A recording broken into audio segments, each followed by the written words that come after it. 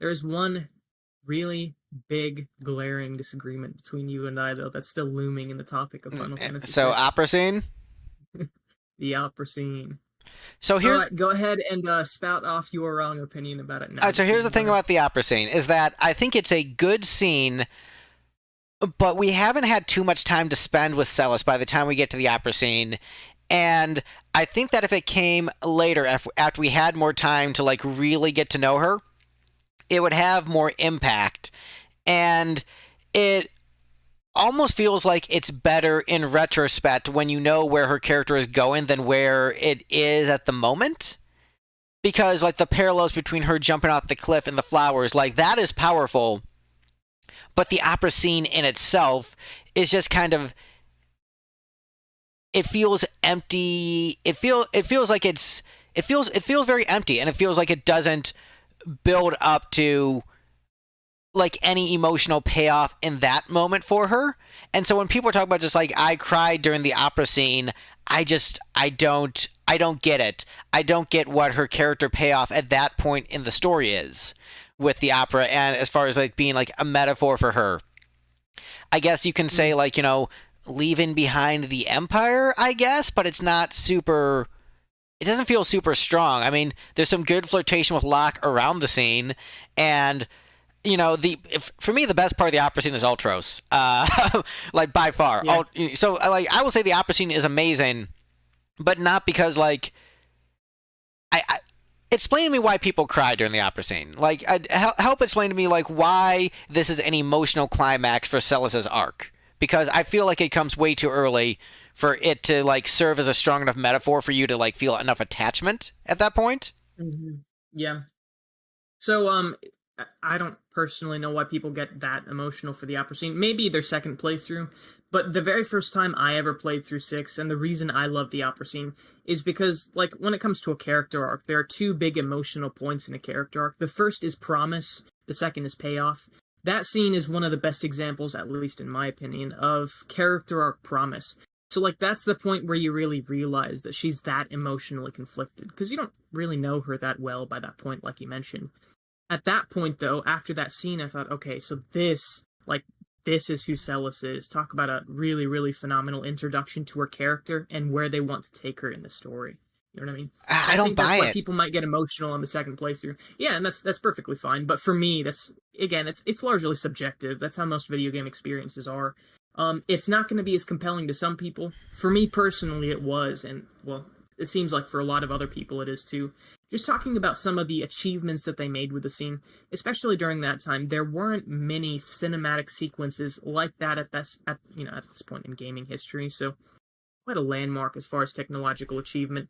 But furthermore, I don't just consider the opera scene to be about Celis, but it's about everything. From her trying to memorize the lines to probably the Ultros fight, and then even once they get up into the airship, and the entire reason for them being there was successful in the first place. So, So my I opinions on this scene, go ahead. so I think like from a technical standpoint, it is a technical achievement for the era. But I'm talking like strictly from like a story and character fundamentals thing. It Yeah. doesn't really do that much. I know you're talking about like the promise of her character, but again, it's not like, given how much time we've had for her, it's not like a strong metaphor for her arc at that point. And so you can think, okay, this is where, she might want to go as a character, but I don't know, it doesn't land from like strictly like a narrative storytelling standpoint. From like a technical marvel, it's just the fact they stuck an opera in a Super Nintendo video game, like I get that, and that's great. But Hmm. there's no emotional resonance there. And I think that's a big, like when people talk about like I cried during the opera scene, I don't get the emotional resonance. All the stuff around it, Neither the do the I. plot the plot with Setzer and Ultros and all that stuff, and just like the technical marvel of it and the music. Like I Hmm. am on board with all of that. But when people are saying it's the most like emotional scene in Final Fantasy history, I'm just like, I don't have enough characterization for me to feel that at this point in her arc. You give it to Yeah. me later, I think that would really land. Give me like not quite like maybe like a little bit before the betrayal where she goes back with the Empire. Give it to me a Hmm. little bit before that and then have her go back to the Empire like shortly after. Then that hits really hard. But because it's so early, it's just like it just doesn't land for me. Yeah, and I also want to point out, for me personally, the reason I love it isn't necessarily its emotional impact. I do appreciate, at least for me, what it does for Silas's character, but not like from an emotional standpoint. Um, so when I was playing through Final Fantasy VI the very first time, I'm gonna try to explain it from a player's perspective, my Hmm. first time anyway. You know that you're trying to get an airship from Setzer. So you think to yourself, okay, well, I don't exactly know what that entails. You find out about this bootlegged plan about having one of your friends dress up as one of the lead opera singers that this guy is interested in. So already going to the opera house, you feel like this is a really indirect bootlegged method of trying to get, the airship from this random guy.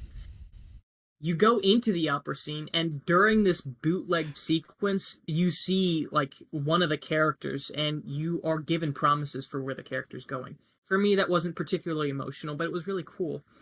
So you're already like 2 layers into this really, really weird plan, and then Ultros comes in and you have to like climb up into the rafters. So while this really incredible technical scene is happening with the opera, while this slightly interesting story arc is happening where you need the airship, all of a sudden this giant talking octopus crawls up in the top of this thing, and you're trying to stop him from, ending the show, so to speak.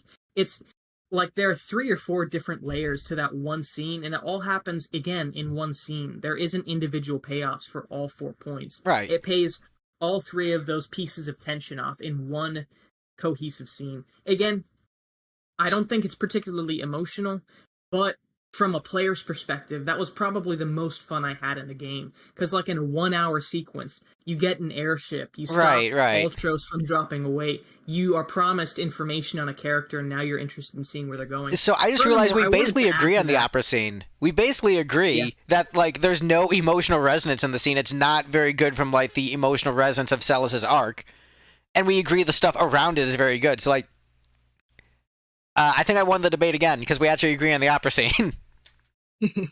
You're quick to call draws a win, but I like it. It's perfectly fine. Well, because I'm a Also, one thing centrist, so that a draw is a win with a centrist, sir. That is how it works.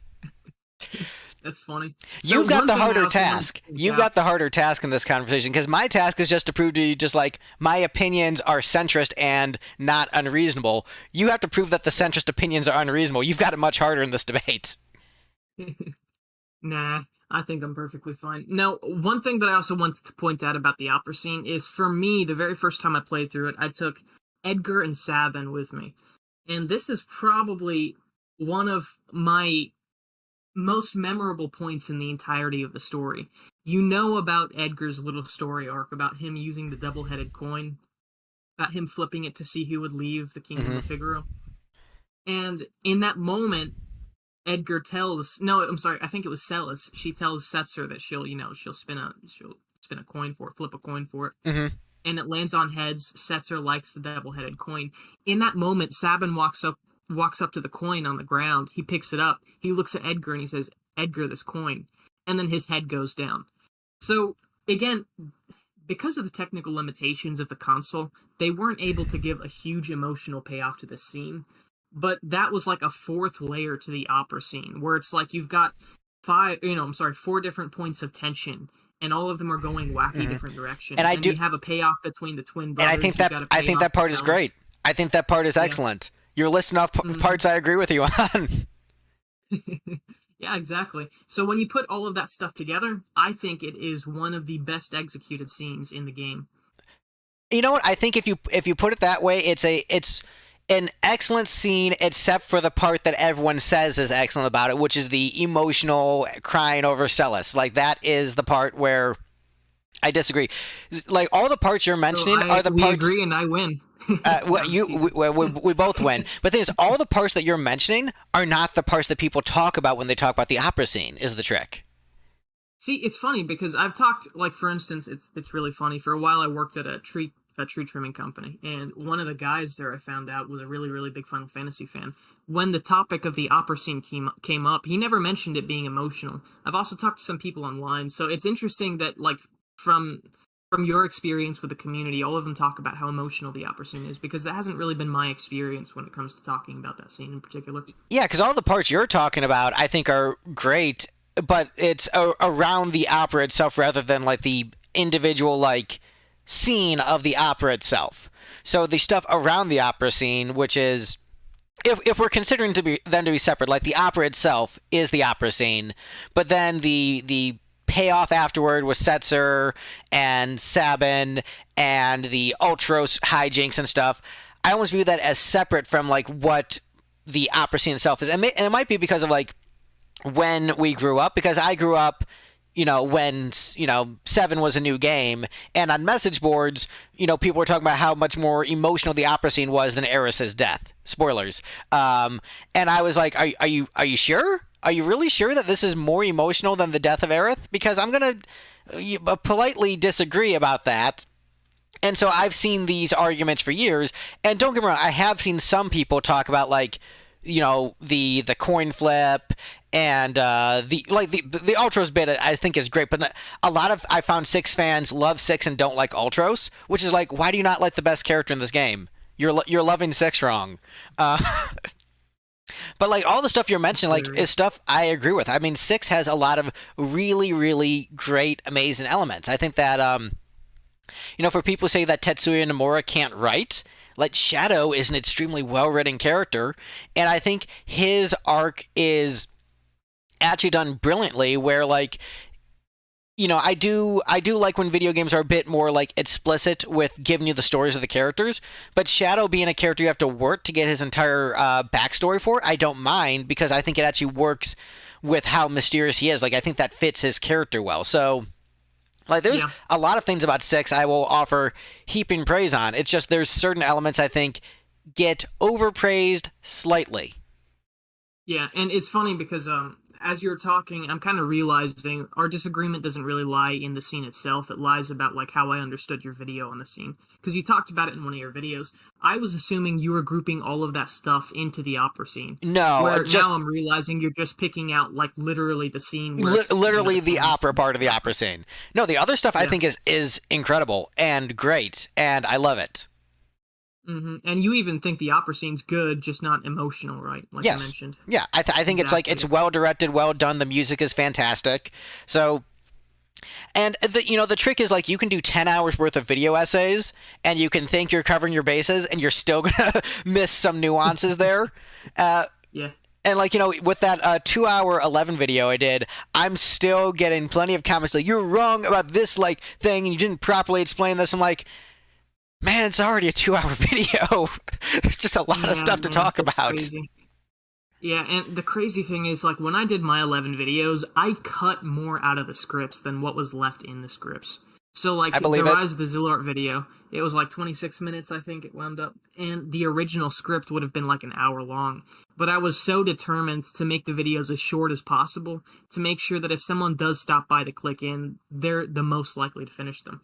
As a result, though, literally in like the comment section on every single one of my videos, I think the entire playlist is about 4 hours long. You've got like dozens of people saying, "Oh, you missed this." Yeah. Like, man, I did my best. I can't imagine how it is for you and a beast of a 2-hour video. Right, and that's why I said, like, look, this is going to be a brief overview, and even a brief overview is 2 hours. And if I miss stuff, it's just because there's a ton. We got some really good comments in the chat I want to touch on. Michael saying, I don't need to be with other women to know my wife is leaps and bounds better than other women. That's my feelings on 6. You know what, Michael? You actually won the debate. Wives are great. Your wife is the best woman in the world, except for my wife, who is better. And then Jobin had a really great comment.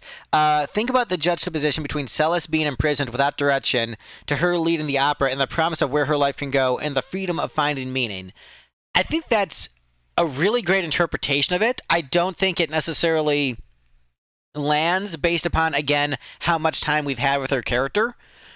But I think that's probably what they were going for, and I do like that. I like it in concept. Again, I just think I needed more time with her character for it to land with me, and more of like seeing her journey of like wanting to find meaning and trying to find meaning. I just felt we didn't get enough of that by that point for it to quite work. But those are 2 really great comments. I wanted to shout those out. Yeah, and to touch on that topic really quickly, I think for me, the reason it works for me and maybe not even for you is because you were wanting that kind of scene in a payoff rather than a promise. I think about the Lilith scene when she fails again, big spoilers for those who haven't played Wings of the Goddess, but when she fails to save her father from being shot by one of the Spite Wardens, you remember that?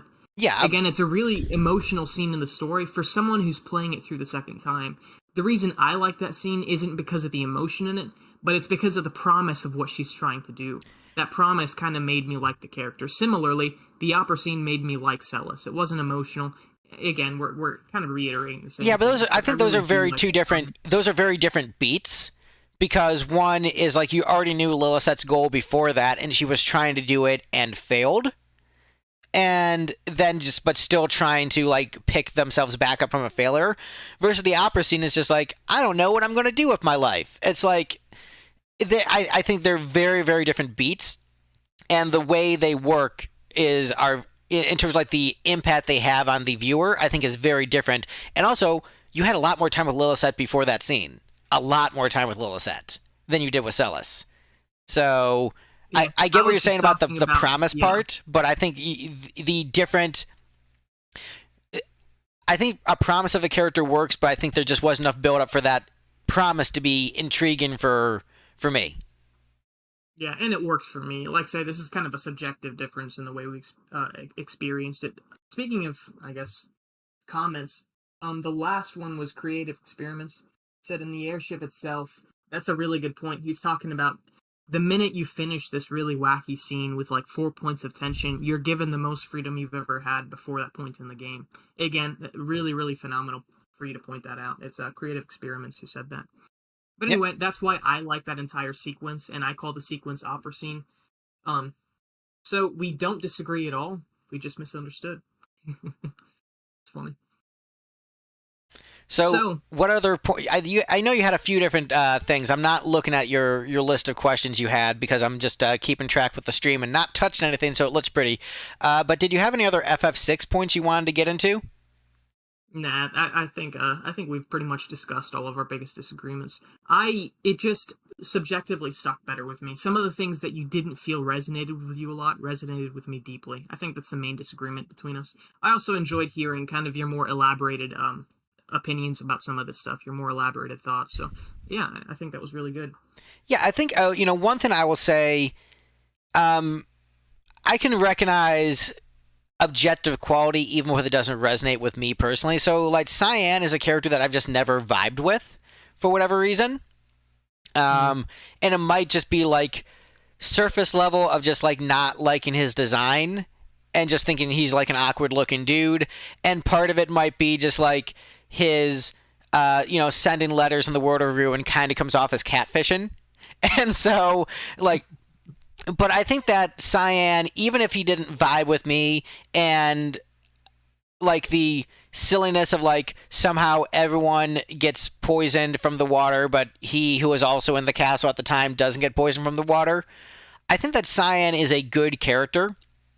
And even if like I didn't feel like emotional resonance from his scenes in particular, I do recognize them as being good and it just like not clicking with me for, whatever minor reasons, but I do think he is a good character. So that's like a part of 6 where like I don't vibe with it as much, but I wouldn't call it bad.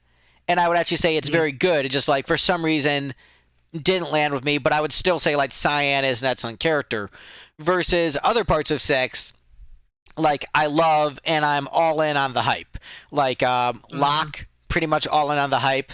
Celis, for the most part, like aside from that individual opera scene coming too early and me really wishing we had a little bit more with her character before she defected from the Empire, like Celis I'm in for the hype for. Edgar and Sabin I'm in for the hype for. Mog I'm in for the hype for. Even just like the...